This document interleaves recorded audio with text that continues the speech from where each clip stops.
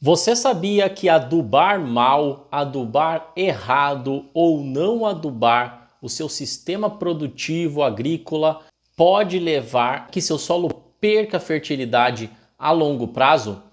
Nesse vídeo aqui eu vou te mostrar o porquê com dados científicos que comprovam essa realidade. Então, fica comigo nesse vídeo.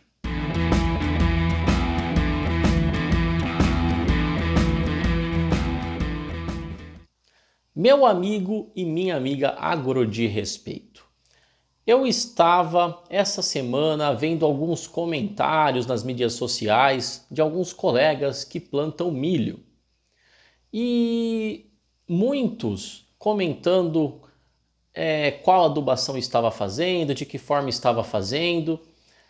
E tem uma coisa que me chamou a atenção. É claro que isso vai depender muito de diversos fatores, como eu vou mostrar para você aqui, mas muitos felizes por alguns resultados que estão obtendo usando a adubação de uma maneira não tão adequada, fórmulas que não são adequadas a determinados estágios ou até mesmo doses não adequadas de acordo com a resposta que a cultura do milho vai dar de forma técnica, de forma consistente, com aquele manejo a longo prazo. Mas eu quero trazer algo para você aqui que é muito interessante e que muitas vezes confunde os produtores rurais e os técnicos que fazem determinado manejo e mesmo esse manejo não sendo condizente com a melhor prática, ele obtém um bom resultado. Ah, usei tal fórmula lá esse ano e tive um resultado legal, quer dizer que essa fórmula é boa.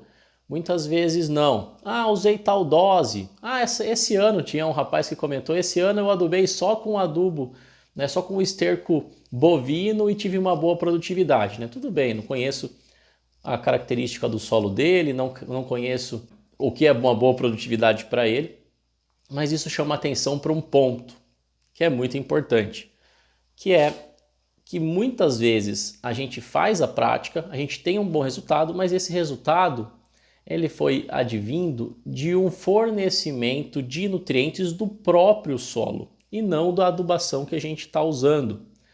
E isso pode levar a longo prazo a que você empobreça esse solo naqueles nutrientes que estão sendo exportados com a colheita da cultura que você está trabalhando.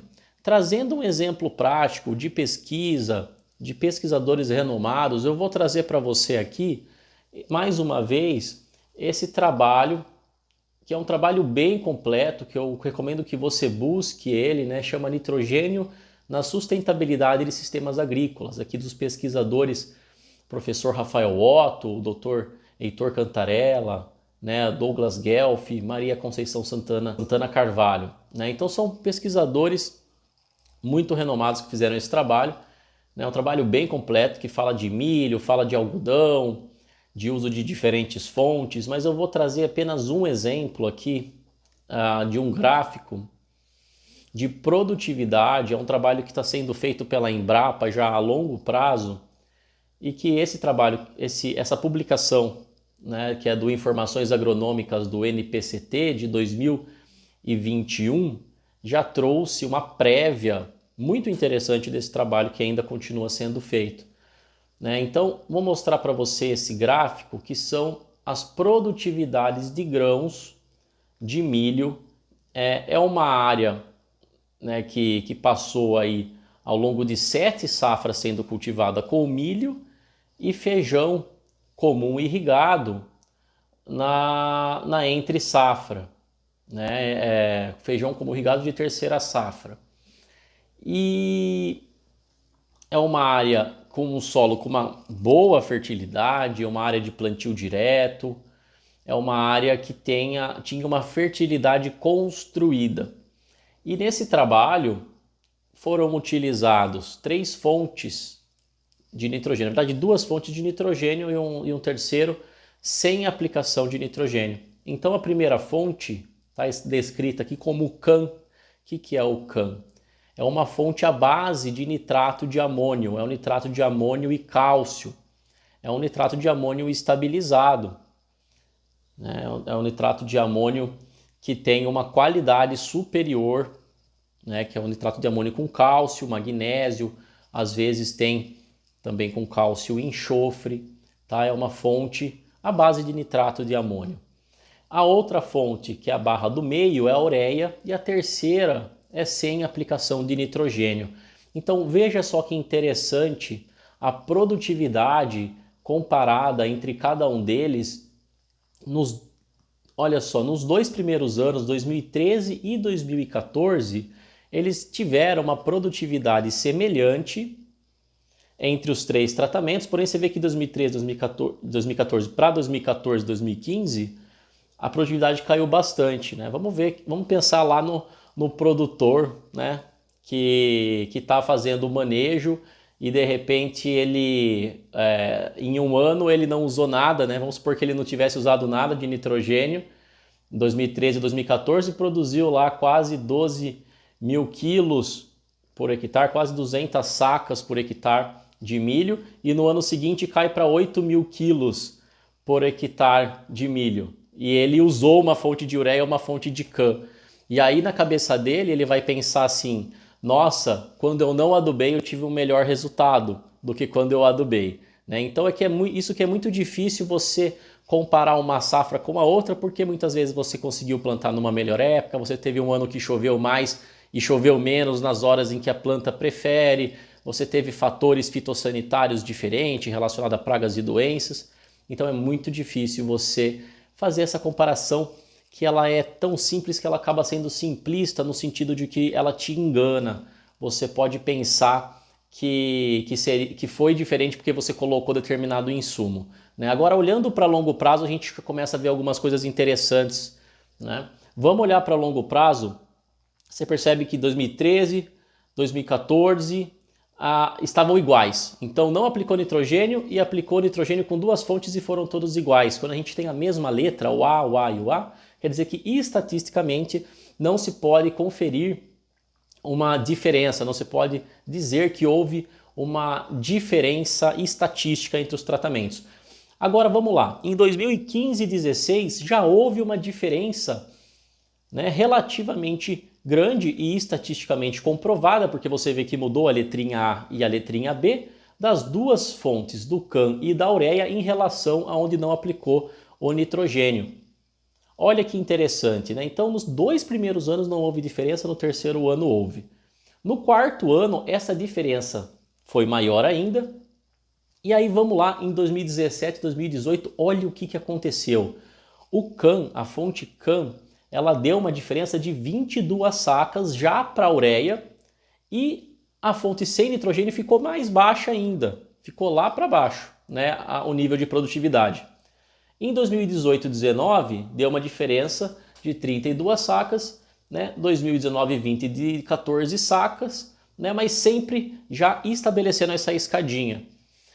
E um dos fatores que os próprios autores colocam como razão para explicar que no início não houve essas diferenças e depois, com o passar do tempo, insistindo nesses manejos, essas diferenças começaram a aparecer, está relacionado com a perda de fertilidade desse solo. 2 dos indicadores que eles colocam aqui, eu vou colocar na tela para você aqui. O primeiro é o acúmulo de nitrogênio em quilos por hectare, e o terceiro é o teor de matéria orgânica do solo. Então a gente faz uma relação entre eles, né? Vamos olhar então para o acúmulo de nitrogênio.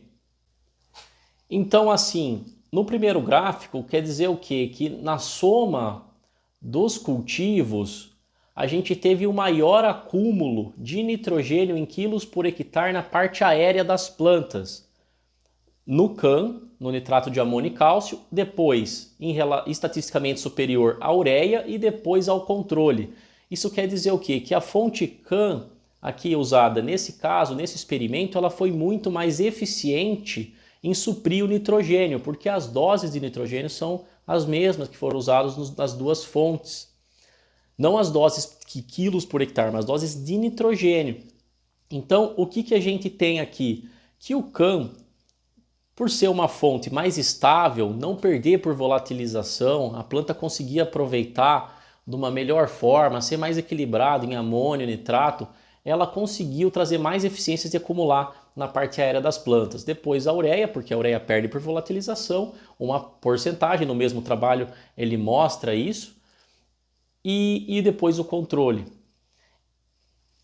E vamos olhar para a matéria orgânica. A matéria orgânica também, depois de 4 anos de cultivo, eles fizeram essa análise e olha só que interessante. Onde foi aplicado anualmente uma fonte de nitrato de amônio e cálcio, o teor de matéria orgânica ele ficou mais alto.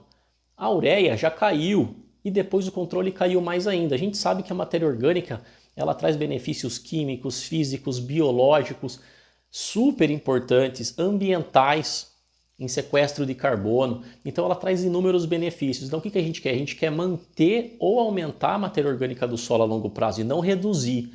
Então nesse trabalho mostra que a fonte de nitrogênio a longo prazo trouxe essa diferença. O que os autores eles comentam em relação a isso? Então, que uma coisa acaba sendo consequência da outra, na verdade, né? Então o fato de ter maior eficiência do uso do nitrogênio, a planta consegue ser mais produtiva, produz mais grãos, produz mais parte aérea, acumula mais nitrogênio, produz mais raiz. Essa raiz vai ficando no sistema e isso a gente cria um ciclo virtuoso de adição de mais matéria orgânica nesse sistema. Ao ponto que, vamos comparar lá com o controle que é o outro lado, a gente não tem adição, tem a produtividade mais baixa, a produtividade vai caindo. A planta vai, além de produzindo menos biomassa, vai absorvendo para compensar esse nitrogênio que não foi suprido de forma correta via adubação, tirando da matéria orgânica do solo para conseguir ser produtiva.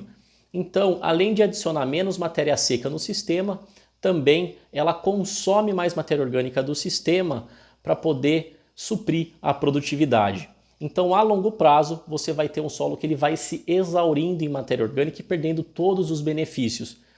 Então, por que eu estou trazendo isso para você? Você que é produtor de milho, você que é técnico, você que é produtor de qualquer cultura, se atente muito à fonte, à dose, à época de aplicação, o local de aplicação, porque a eficiência de uso do nutriente, talvez de um ano para o outro, possa parecer que esse adubo é bom, essa dose é legal, consegui produzir sem adubação, mas esse trabalho mostra claramente que mesmo num solo de boa fertilidade, a longo prazo, você vai estar degradando o solo e isso pode te levar a ter um solo improdutivo, um solo que não vai produzir mais o quanto ele produzia no passado e pode te trazer problemas futuros. Porque nós temos que pensar no solo em uma construção de fertilidade para a gente ter abundância a longo prazo, ter uma terra produtiva, uma terra que vai trazer muita produtividade, rentabilidade e sustento para a nossa lavoura, para a nossa vida, para a nossa prosperidade na produção de alimentos ou de outros bens via agricultura. Tá bom? Esse é o recado que eu quero trazer para você. Então sempre faça análise de solo, considere usar aquelas fontes de adubação com uma boa tecnologia que vai trazer resultado não só de um ano para o outro, mas para que vai cuidar da saúde do seu solo, da matéria orgânica do seu solo a longo prazo. É isso aí, espero que tenha gostado e até o próximo vídeo.